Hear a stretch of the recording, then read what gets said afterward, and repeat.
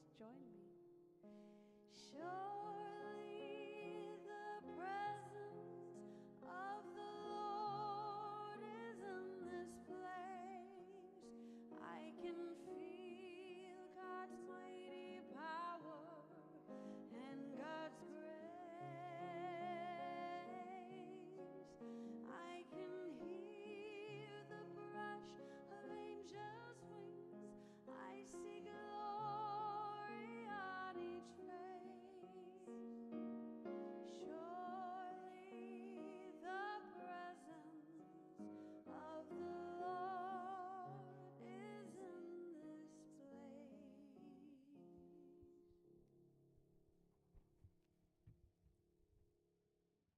Good morning. Welcome to Sunday service at Everett Unity. Let's start our time together today with a reading from the Daily Word, Sunday, May 21st. There is only one power and one presence in the universe and in my life: God, omnipotence, omniscience, and omnipresence. It's not all around me. God is within me.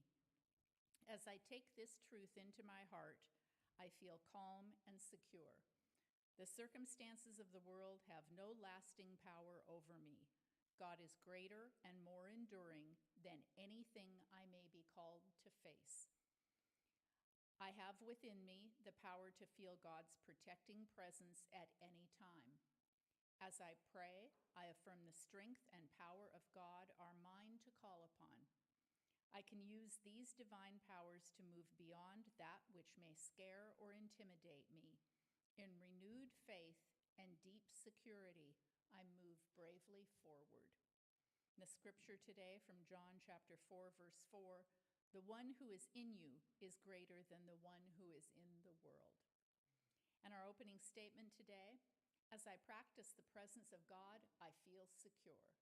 Let's say that together. As I practice the presence of God, I feel secure. Our chaplain will lead us in an opening prayer.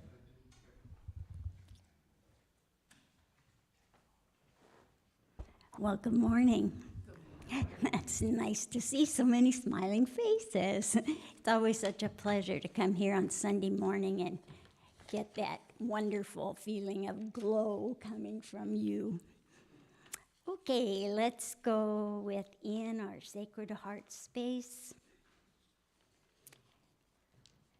Feel God life and love flowing to you and through you. Take a deep breath in and exhale. Again, feeling that life and love, breathe in, exhale, and relax. Divine Father, we know that we are always strong and secure at the level of spirit. God's love protects us and is eternally within us. We are safe no matter what is happening around us. Our responsibility is to remain practical and mindful through prayer, all the while knowing that God's light is the truth of our very being. We know this light and strength are always available to us. Even if unaware, God attributes are within everyone. The radiance of spiritual energy is God. This is a divine power of safekeeping, divine love, and goodwill. This gift to us is part of our divine identity. When we breathe in the radiance of divine love and life, we recall James Dillard Freeman's prayer for protection. We know the power of God protects us, and the presence of God watches over us. With God as our source, we know the truth. Wherever we are, God is. This is true for all others also. The light of God is the mighty force for good that guides, directs, and protects everyone, everywhere. Sweet Spirit, we are so appreciative that our faith ensures that the attributes of power, strength, love, and life are within us and always readily available. We feel surrounded, enfolded, and comforted, knowing that we are protected and safe. And so it is. Amen.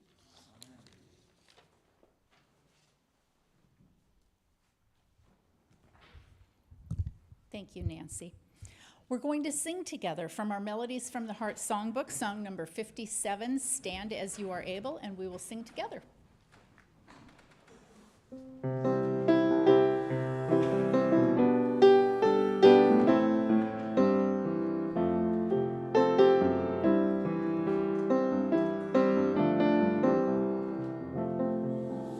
I have decided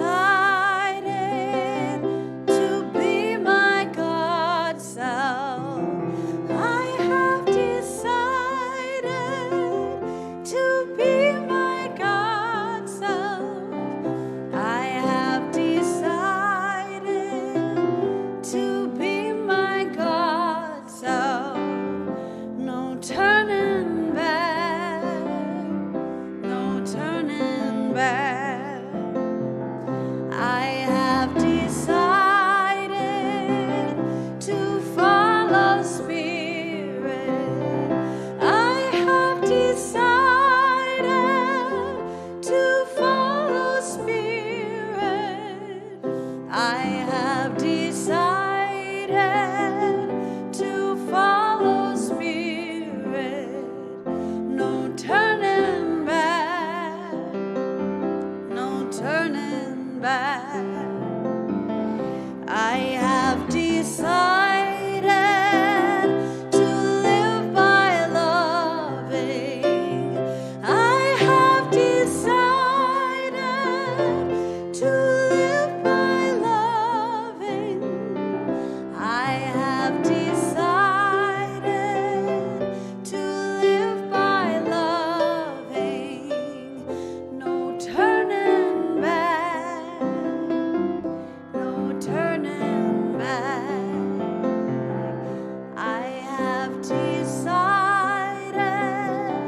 to love with passion. I have decided to love with passion. I have decided to love with passion. No turning back. No turning back.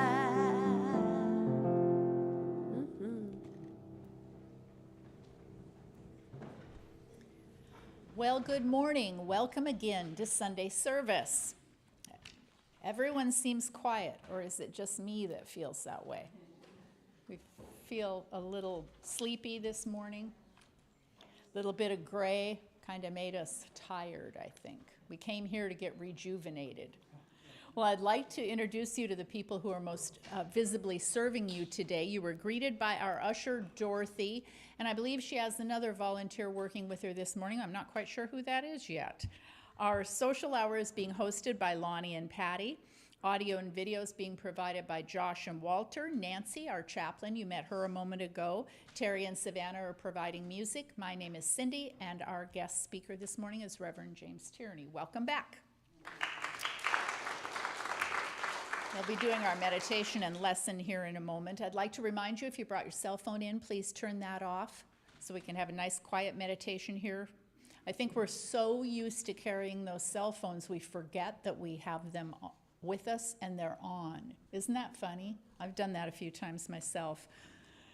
Okay, I have a few announcements to share with you. I just want to update you on some things that are happening here this next week. You may remember last week was the first Sunday that we had Dina Clark doing YOU and Unitine for us. We had 2 children in that class. We're very excited for that to start on the second and fourth Sunday of the month. So not this week, but next week we'll have a program for our little bit older kids, and we're really looking forward to that taking off. We're really practicing what we preach. If you build it, they will come, right? That's right. That's right. So a reminder this week is a book study group Tuesday from 2 to 3:30, and then Tuesday night is the next community discernment meeting gathering with Jenny Smith. She'll be doing that on Tuesday night from 6 to 8, and then the last 2 sessions in June, if you can believe it or not, we're getting close to wrapping up this process, will be Tuesday night, June 6th from 6 to 8, and then Sunday, June 11th from not 6 to 8, from 1 to 3. Sorry, I was going to make you come back later. From 1 to 3 on Sunday, June 11th.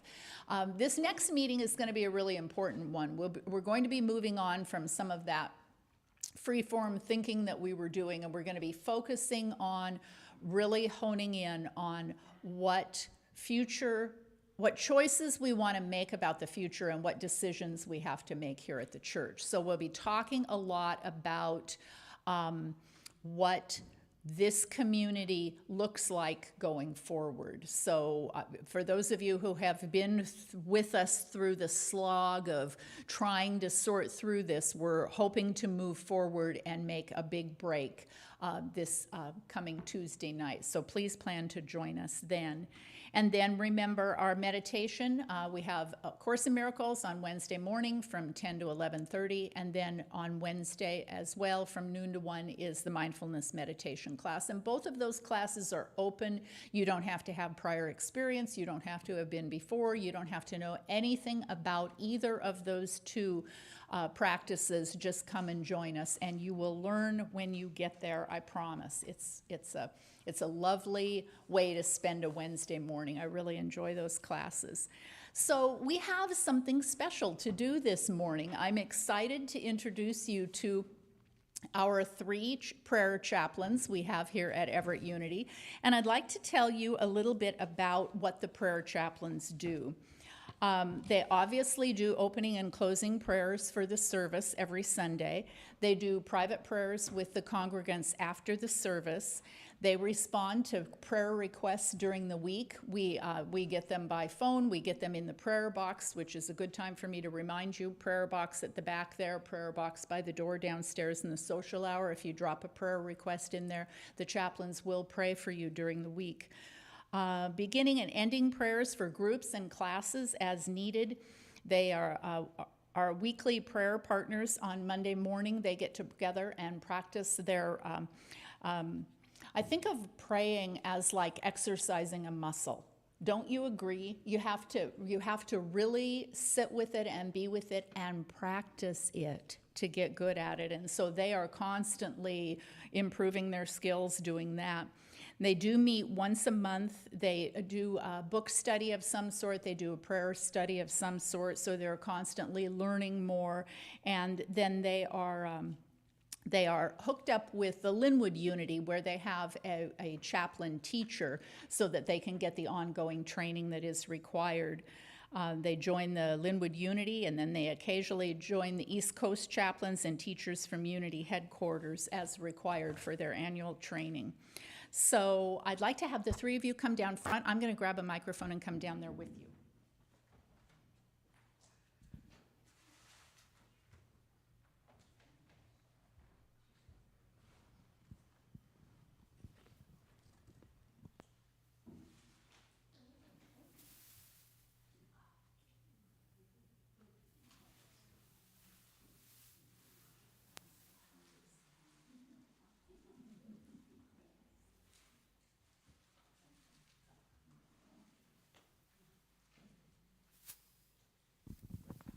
So as part of our official dedication ceremony, I'd like to remind you, in the awareness of the activity of the Holy Spirit, which has led you to this moment of commitment, I invite you into your hearts, and if your heart says yes, I ask you to respond with the words, I am, to these questions. Are you willing to hold a spiritual space of possibility for the greater community, for others, and for yourself? Are you willing to have and to demonstrate a genuine interest in the well-being of congregants and other prayer chaplains? Are you willing to maintain a spiritual practice, including continuing education? Are you willing to lovingly listen? Are you willing to pray with others? Are you willing to hold all that is shared in strict confidence? Are you willing to practice self-care? Are you willing to accept this commitment and dedication? This completes the dedication of our 3 prayer chaplains and extends their commitment for another year. I'd like to introduce you to Pam Tucker, Nancy Byer, and Candy Stanford, and welcome them back as chaplains.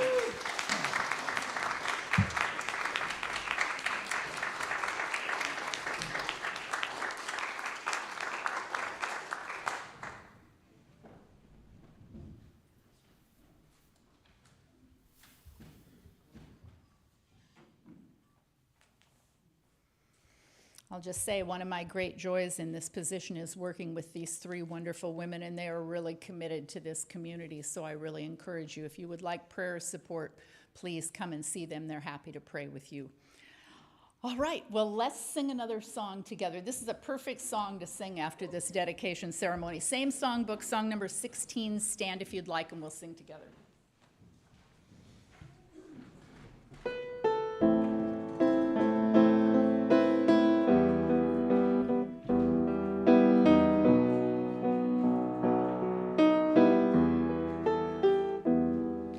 I stand here in my power. I am fully realized. I am free of limitations. I am holy. I'm divine. Endless energy and talent. I manifest my dreams. All my cells are in alignment. I'm as God created me. I am.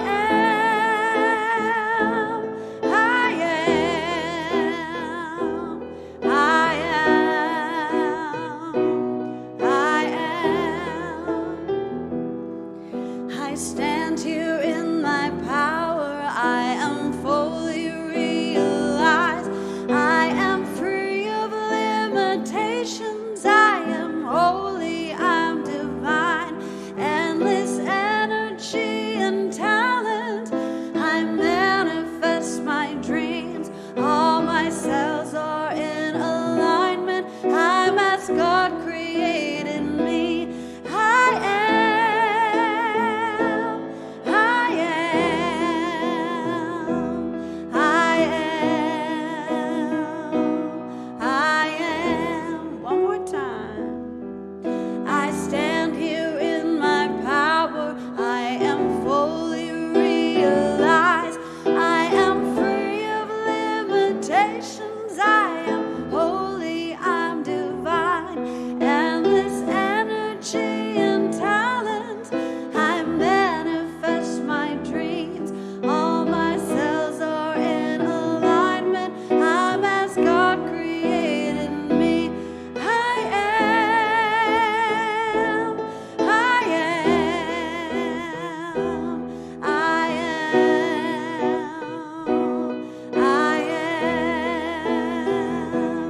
I am. I am.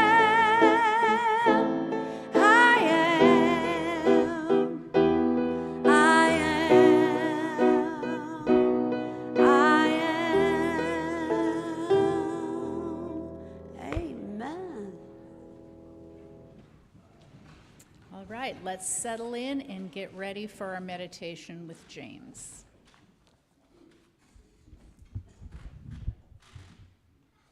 Bring that up a little bit for you. It's so nice to be here, especially after that chaplain dedication. You can really feel the holiness, the spiritual energy of these wonderful people and that wonderful blessing we had. And now it's time for us to lean into that energy. So let's make sure we're comfortable. Relax into the chair, and let's let it do its job and hold us. We can relax, feel it support us completely. Now, let's start off by bringing our attention to our feet. Our feet, do we feel pressure on our feet? Are they warm? Are they cool? What's happening with our feet? And now moving our awareness to our hands. Do you feel a breeze on your hands? Is there pressure? Are your hands tingling? Are they cool? Are they warm? How are your hands doing?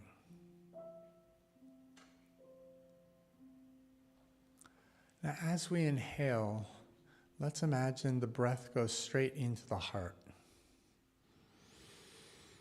and then comes out of the heart. And we'll be doing this heart breathing during the meditation. What we want to do is we want to activate the heart with a feeling of gratitude. And so to get that feeling of gratitude, sometimes you can conjure up, you get it by thinking of someone or something that activates gratitude in you. It could be a pet, it could be a family member, it could be a friend, it could be an event that you're really grateful happened, like the chaplain dedication. It could be a place, that feeling of gratitude. Just take that and lean into it in your heart. And as we breathe into our heart, we feel the gratitude getting bigger, expanding, and filling the heart. And with every breath, it gets bigger, it overflows the heart. And now the gratitude, the love, the ease fills our entire bodies. And as our bodies are filled with this love, this ease, it radiates beyond the body. It moves and it connects with everybody in this room. And you can feel the radiance of the love and gratitude connecting with you as you connect with it. And now we're connected with everybody engaged in this service, whether home or here, whether now or later. This love, this gratitude lives outside of space and time, which is where our awareness is now. And allow yourself to lean back into that gratitude, into that love, into that radiance. Allow yourself to dive into it, to be surrounded by it. Notice as it interpenetrates every cell.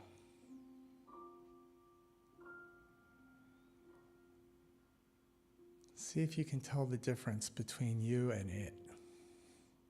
It seems to be everywhere we are.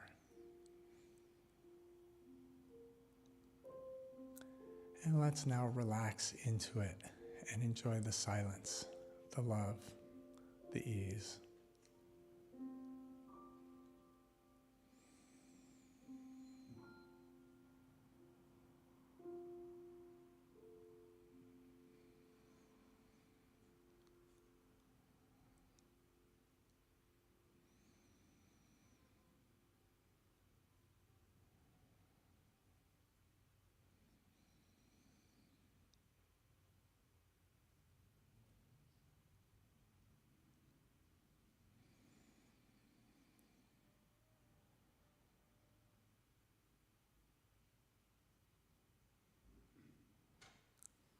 Let's take another breath into the heart and exhale from the heart.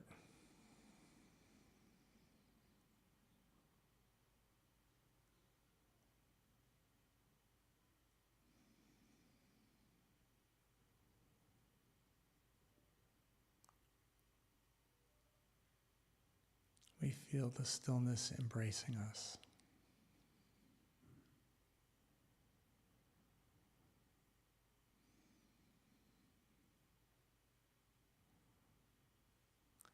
And now let's take a deep inhalation and exhale. And whenever you're ready, you can slowly return your awareness to this time and place, to this room, to this beautiful event.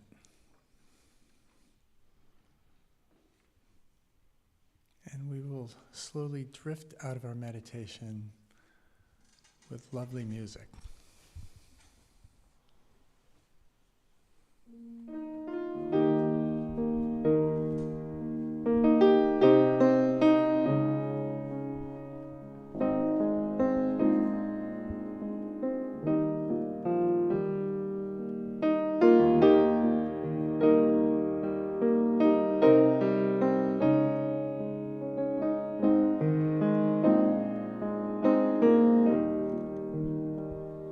I see the beauty in you. I see the power in you. I see the greatness in you. And so it is.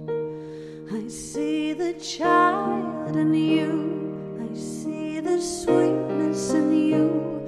I see the softness in you. And so it is. I can see it's right there before me. I can feel it deep in my soul. I just know it, that you are an angel full of magic and power and pure sweet love. I see the goodness in you. I see the wisdom in you. I see the strength in you. And so it is. I see the joy that's in you. I see the light shining through. I see the love in you. And so it is. I can see it. It's right there before me. I can feel it deep in my soul. I just know it, that you are an angel full of magic and power and pure sweet love. I see the grace in you. I see the courage in you. I see the heart in you. And so it is. I see the beauty in you. I see the power in you. I see the greatness in you. And so it is. I see the beauty in you. Oh, I see the power in you. I see the greatness in you. I see the wisdom in you. And so it is. And so it is. And so it is. And so it is. I see the beauty in you. I see the power in you. I see the greatness in you. And so it is.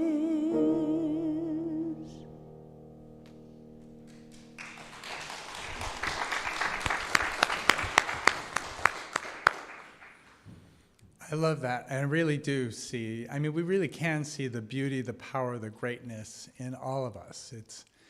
It's always there, and we just need the right eyes in order to see it, to perceive it. Today we're talking about power, the power of power, which is a little odd that it's called that. It's our innate control over our thoughts and feeling. And most importantly, a quickening from on high must precede our realization of this. And so this is why we connect with spirit. This is why we go to our heart, so that we can see the world with the eyes of our heart, because this enables us to break out of all the physical sensations, to break out of all the emotions and all the compulsions, and do what needs to be done, and do the right thing, see the right thing and do it. I'm going to talk, we talked about Mary Magdalene. We're going to start by talking about Mary Magdalene. She is such a good exemplar of being in her heart, knowing the right thing to do and always doing it, and the power she demonstrates with that. As our modern exemplar, we have Dolly Parton, who is an amazing singer. She's 77 years young and going strong, and we'll end with her. In between, there's a bridging figure who I could not escape as I was putting together the sermon. Eleanor of Aquitaine she's Queen Elizabeth II is a direct descendant of her. Actually, both her parents are direct descendants of Eleanor of Aquitaine, who I'll be very effusive about her later, but she is the connection between Mary Magdalene and Dolly Parton that we will get into. So let's start with Mary Magdalene. So she lived in a world where most people, I'd say more than half the people, were food insecure. Everyone was barely scraping by, one paycheck, away from hunger. This was not a world of plenty, a world of abundance. This was a world of desperation and just working to make it. And yet Mary Magdalene, and this was also a world that didn't value women much. And yet Mary Magdalene was part of the 1%. Sometimes people say, the Magdalene in Mary Magdalene, sometimes people talk about the village of Magdala, and she may or may not have been from there. There's really no evidence other than the word Magdalene. But the New Testament was first written in Greek, and the Greek word Magdalene means great. It also means tower, as in a tower of strength. And so many modern scholars now believe that Mary Magdalene is Mary the Great, which really fits her. And in fact, further with that, so it's a tower.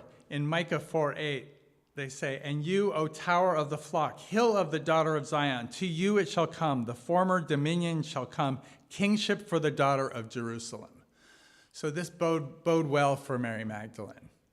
Now we know she was a woman of means because when she's introduced, she is one of the women, she's the only woman who's traveling with the apostles, Jesus and the apostles, who doesn't have a man associated with her. They don't say who her husband is.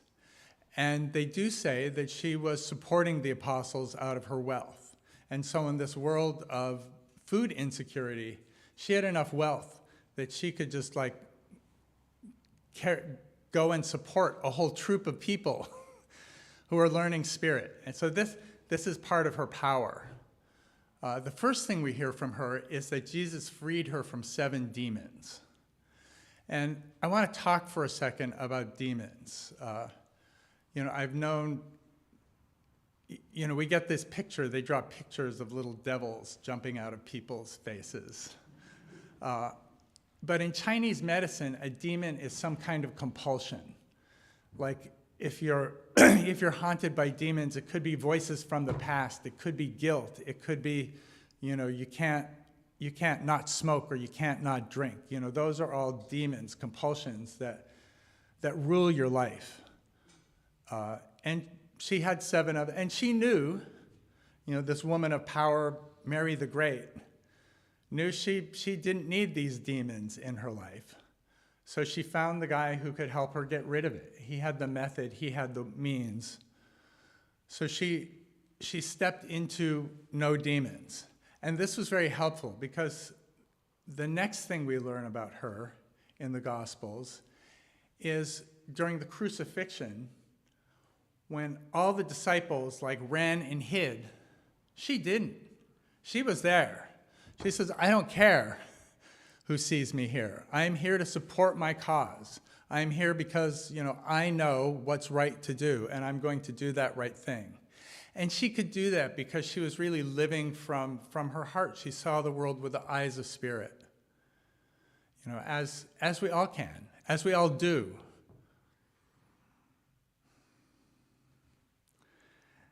Now, this is what we know about her from the Gospels, but you guys no doubt have heard of post-canonical Gospels.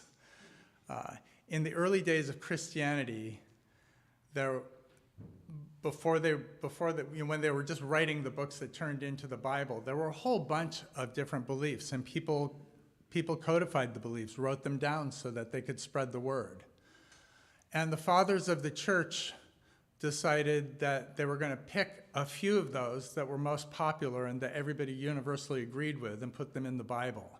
And the rest of them they'd ban, and they were supposed to be destroyed. In 450 AD, there were some monks in Egypt who took a bunch of these forbidden teachings and sealed them in a ceramic jar and buried them against the time when they'd no longer be banned.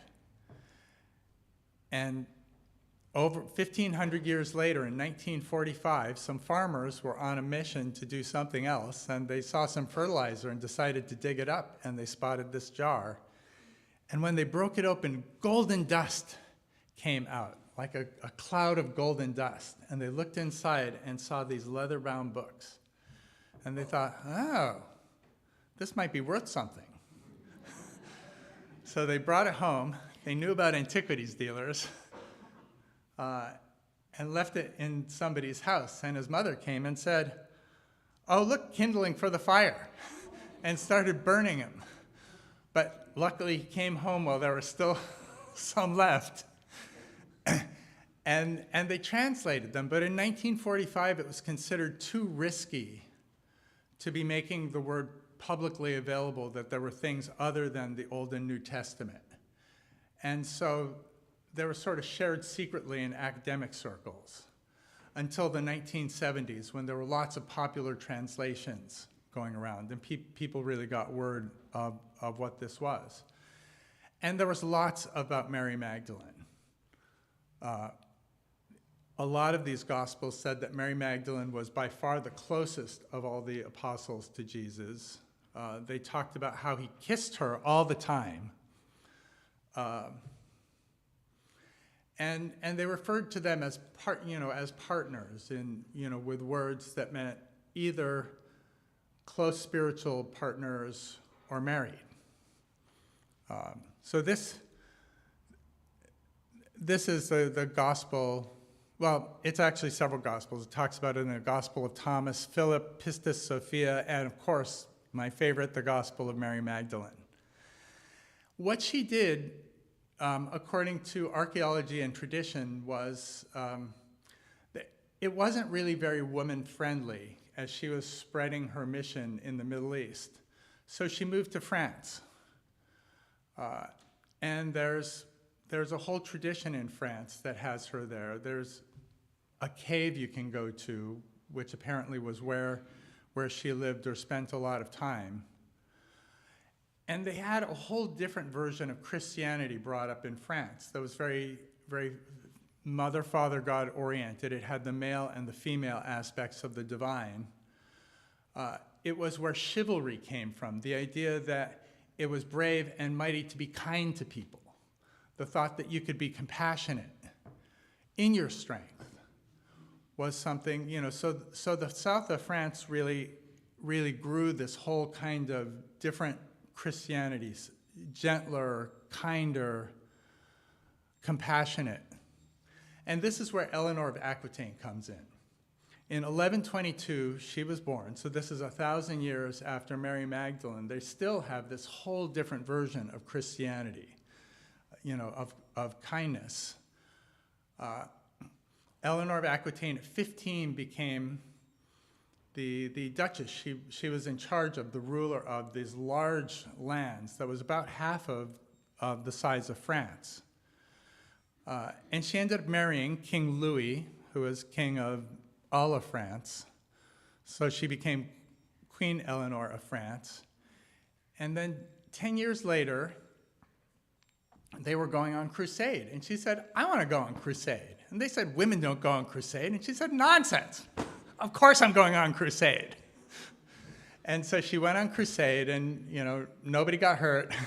They just got to see the Holy Land and talk to everybody. One of the things, when they talk about the power of power, the power of dominion, the voice, the words are very powerful. And Eleanor of Aquitaine had amazing words. She could make allies with anybody. Whenever she fought in battles, and she did end up fighting a lot, she always won. And it wasn't just that she was a brilliant strategist. It was that everybody wanted to fight for her. That, she comes from the land of chivalry, and they're like, I'm fighting for Eleanor. And so her soldiers had more spirit, and everybody wanted to be on her team. And so it was always, the other side was always outnumbered. So she was married to King Louis for 15 years. And then she fell in love with Henry II of England. And, I think word is that her marriage with Louis wasn't going that great either. So she was like, well, done with that. Let's go here and be Queen of England. So she was Queen of England. She was mother of Richard the Lionhearted, who's famous for going on crusades, just like his mom. Famous in battle, just like his mom. At one point, she and Henry were having a dispute, and he locked her in jail. This is the problem with being married to a king. But she wrote a letter. It's actually good for us that it happened, because she wrote a letter to somebody we recognize from an earlier sermon, Hildegard of Bingen. Hildegard of Bingen was like, she listened to angels, she daily conversed with angels, she transcribed many books and many songs and wrote operas that she got from listening to angel choirs and just writing down all the notes that they sang and all the words, and toured around Europe with the angels. And she also stopped a bunch of wars by writing letters and visiting with the Pope and the Emperor and saying, knock it off, you guys. Come on, you're Pope. And they do it. Because it was Hildegard. And so you get the Eleanor and Hildegard. Eleanor wrote Hildegard a letter from jail. And what Hildegard said was,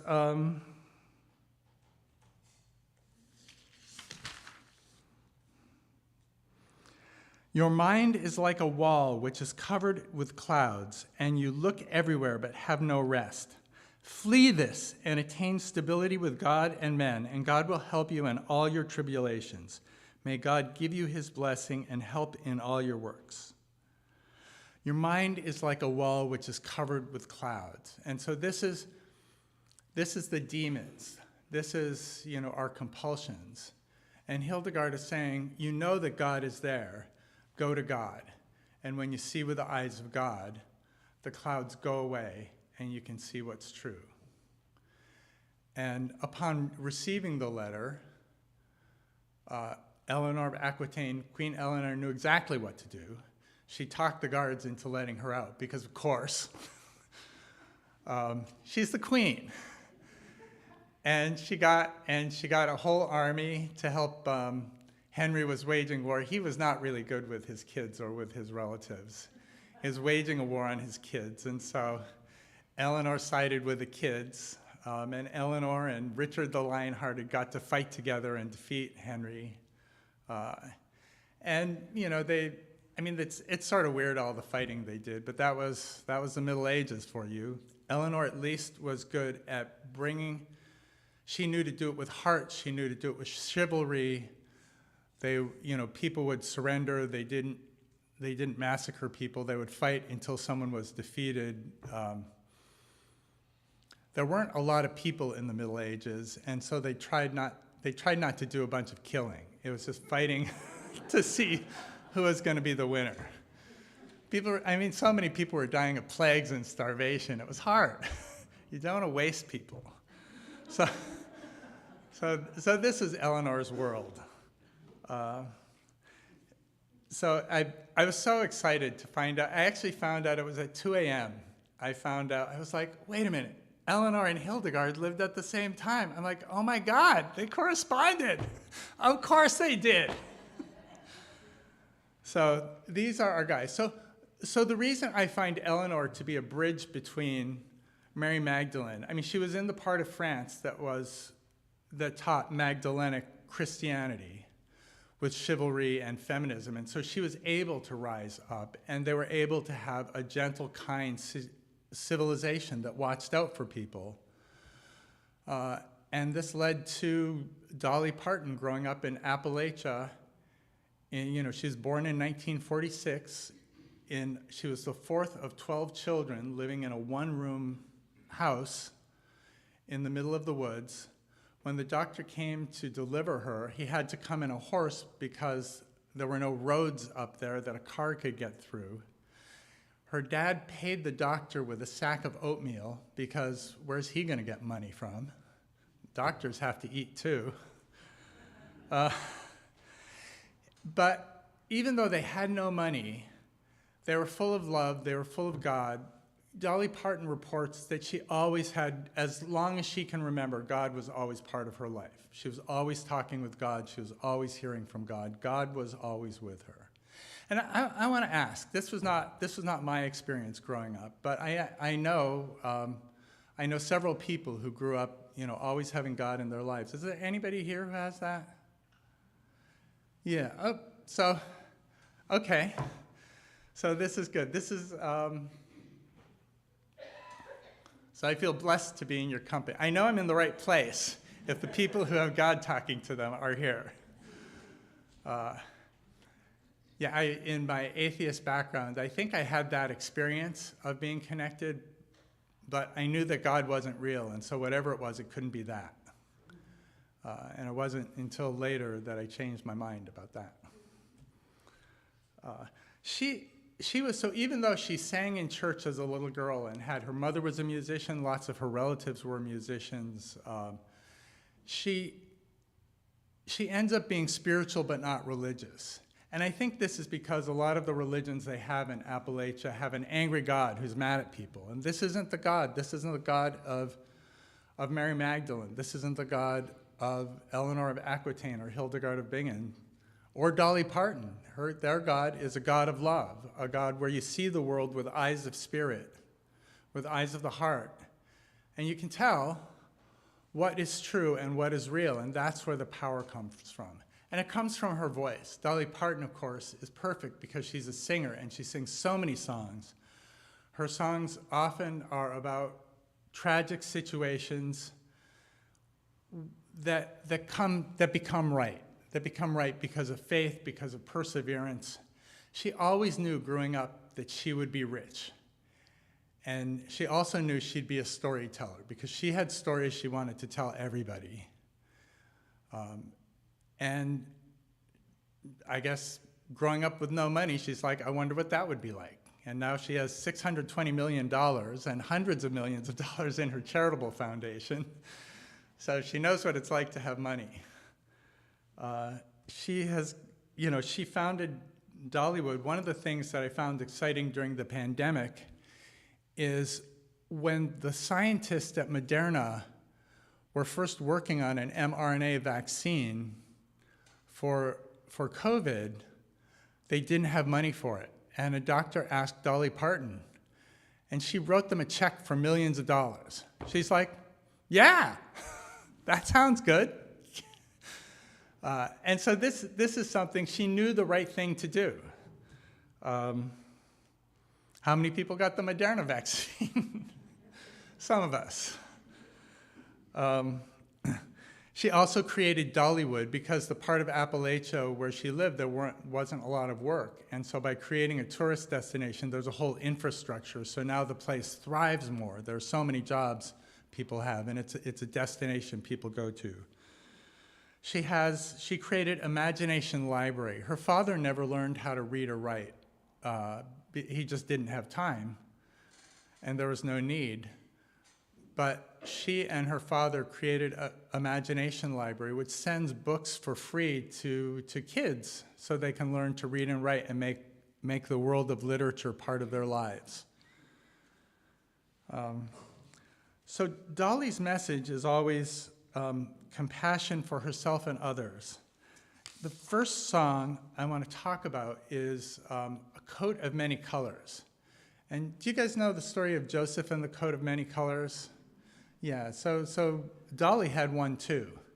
The way Dolly got one is the weather was getting cold and she didn't have a coat. She was in first grade, and so her mom had a box of rags, and the rags were all different colors. But that was all they had to make a coat, so Mom sewed them together, and as she was sewing them together, she told Dolly the story of Joseph, who, when he first wore his coat of many colors, it turned out his brothers didn't like it, and sold him off into slavery, but it turned out that this was the best thing for them because he rose up to become very powerful, and he managed to save his family from famine, which he wouldn't have been able to had that not happened. With Dolly, her classmates locked her in the coat closet. But when she was in the coat closet, she said, they didn't understand it, and I tried to make them see that one is only poor only if they choose to be. Now I know we had no money, but I was rich as I could be in my coat of many colors my mama made for me. So this is it. This was her saying, Father, please forgive them. They know not what they do. Her thought, I think she was compassionate for herself. You'll hear Savannah's going to sing another wonderful Dolly Parton song. It isn't that she doesn't feel the pain. It's that she doesn't blame other people because they didn't know better. She can see that they just didn't know any better.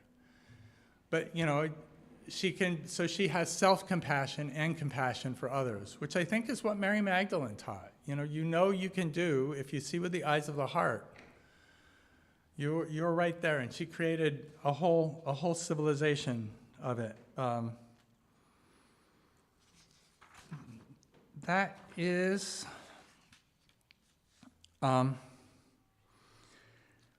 it's going to come later. The song that Savannah sings begins with, "It's been a long dark night, and I've been waiting for the morning.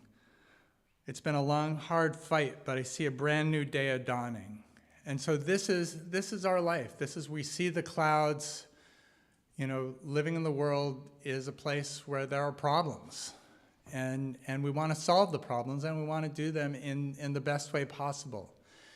And by going to our hearts and seeing the world with the eyes of our hearts, we can see the right answer, we can see the right approach, we can escape from blaming others, and we can empower ourselves and others to do the right thing. This is how we cast off demons like Mary Magdalene.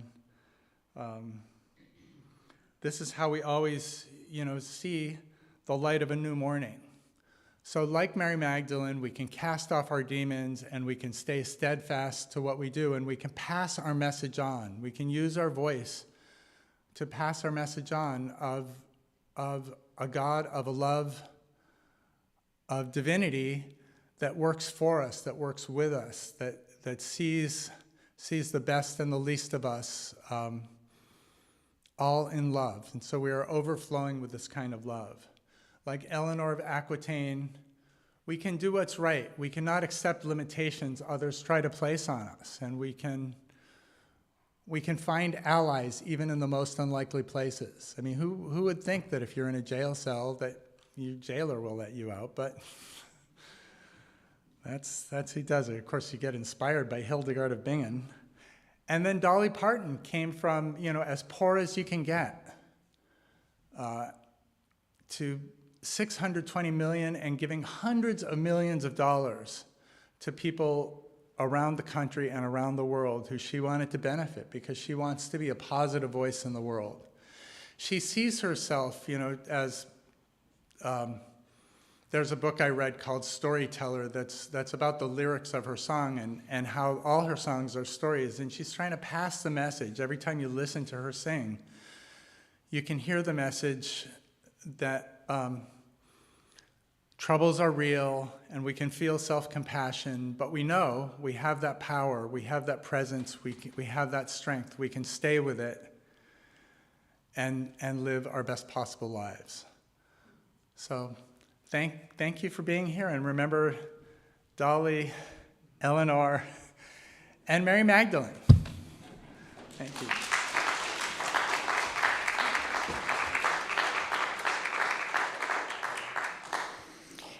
Thank you, James. My goodness, there was a lot of really great information in there. And what does it say about me? That the thing that stuck with me was, even though there are a lot more people, we should still try not to kill very many of them. We should still do that, I think, even though we have a lot more people. Well, we're going to sing together again, song number 32 from the same songbook.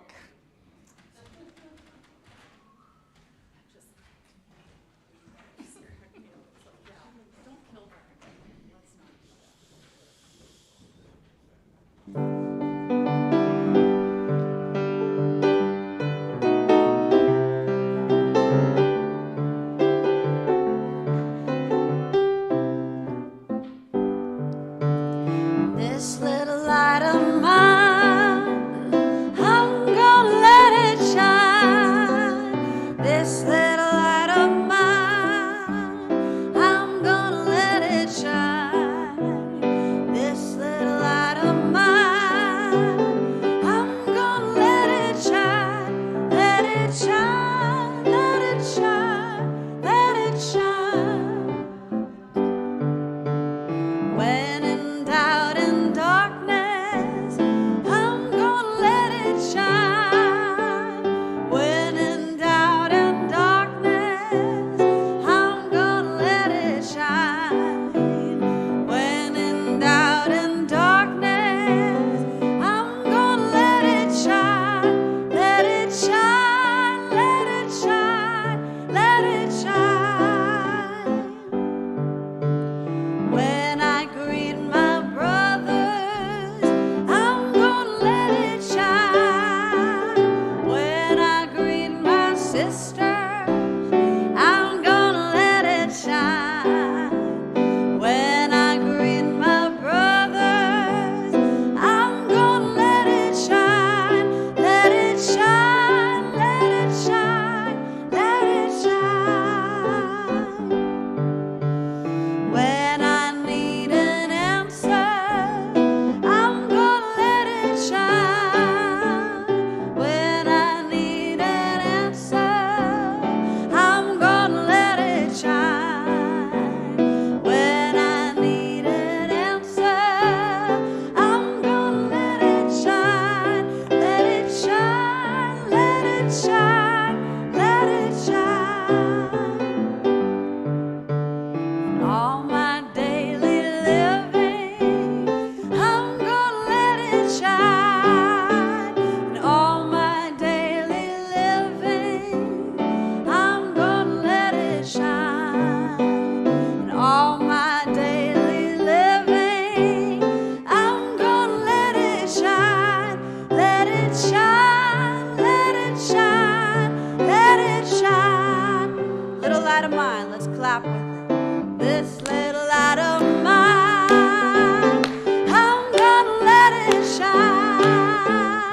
This little light of mine, I'm gonna let it shine. This little light of mine, I'm gonna let it shine. Let it shine, let it shine, let it shine. Woo! Yeah. Oh, shiny.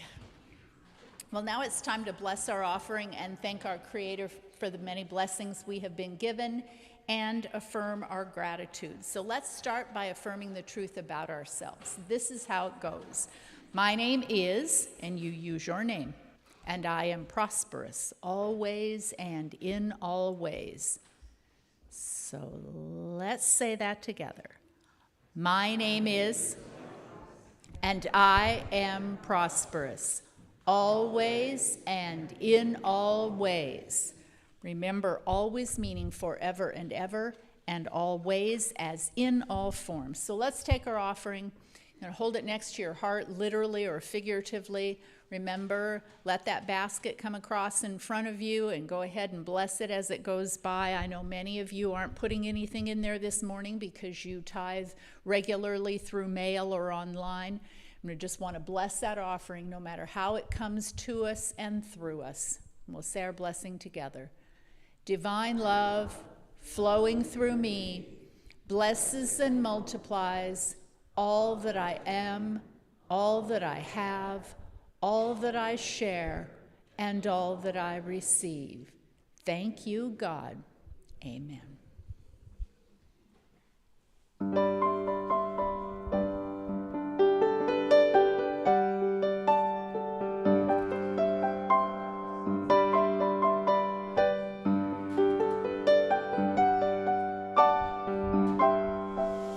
It's been a long, dark night, and I've been waiting for the morning. It's been a long, hard fight, and I see a brand new day dawning.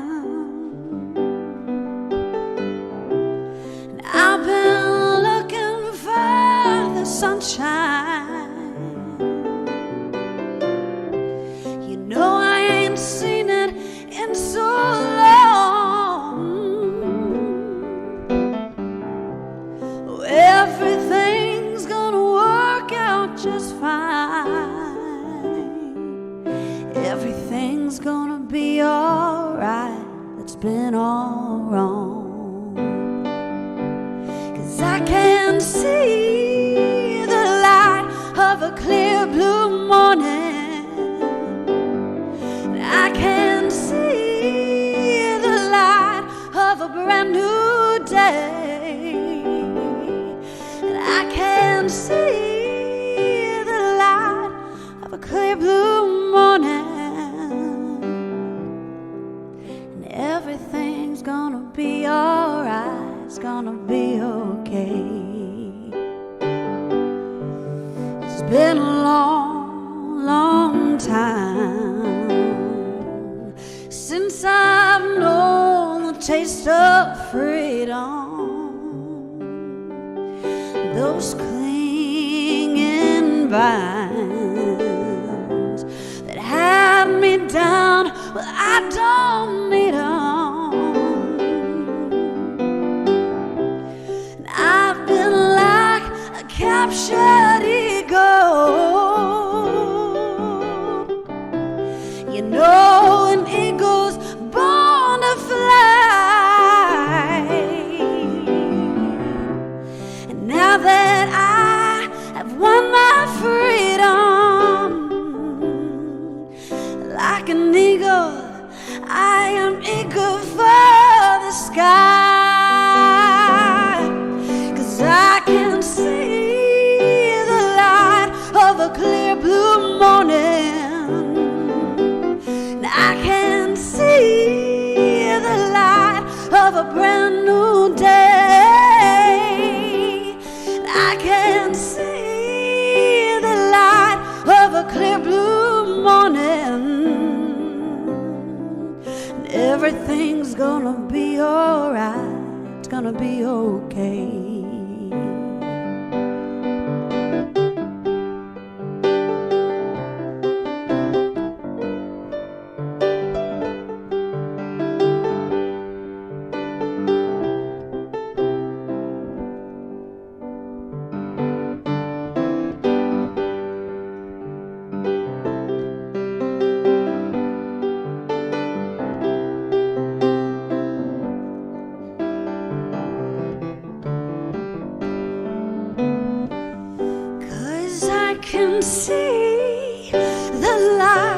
of a clear blue morning. Yeah, I can see the light of a brand new day. I can see the light of a clear blue morning. And everything's gonna be alright, it's gonna be okay.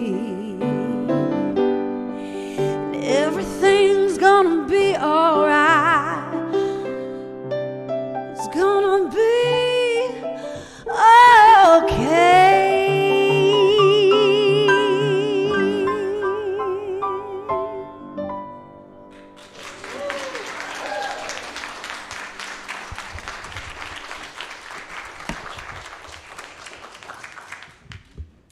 Thank you, Savannah and Terry. That was terrific.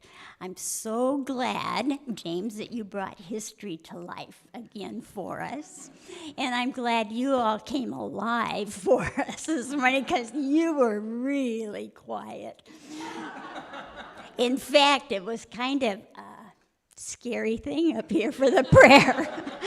I was kind of afraid to look up because I thought, oh my gosh, they all sprung angels' wings and they've all left.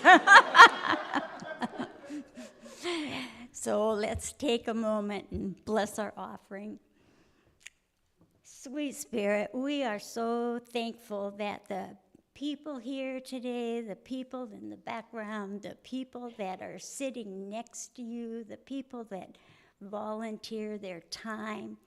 We know people give of their time and their talents, and they also give of their treasures, knowing that their treasures go forth to help our church grow more and more and bring more people into our wonderful little church.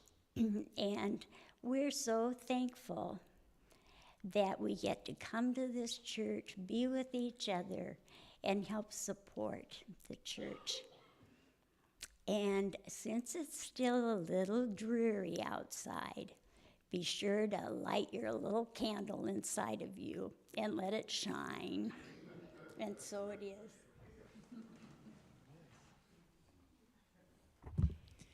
Thank you, Nancy.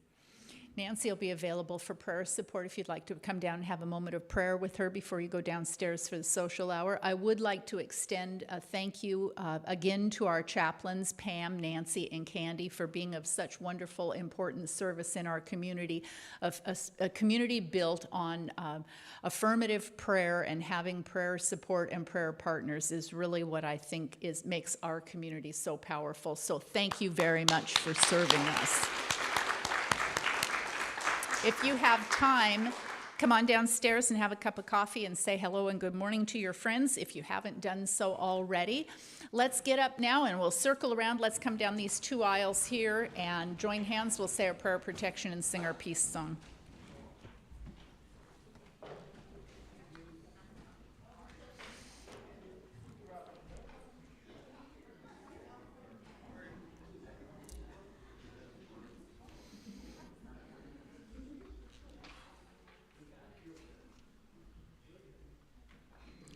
There we go.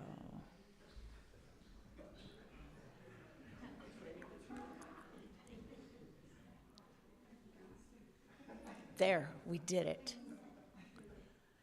Okay, our prayer of protection. The light of God surrounds us. The love of God enfolds us. The power of God protects us. And the presence of God watches over us. Wherever we are, God is, and all is well.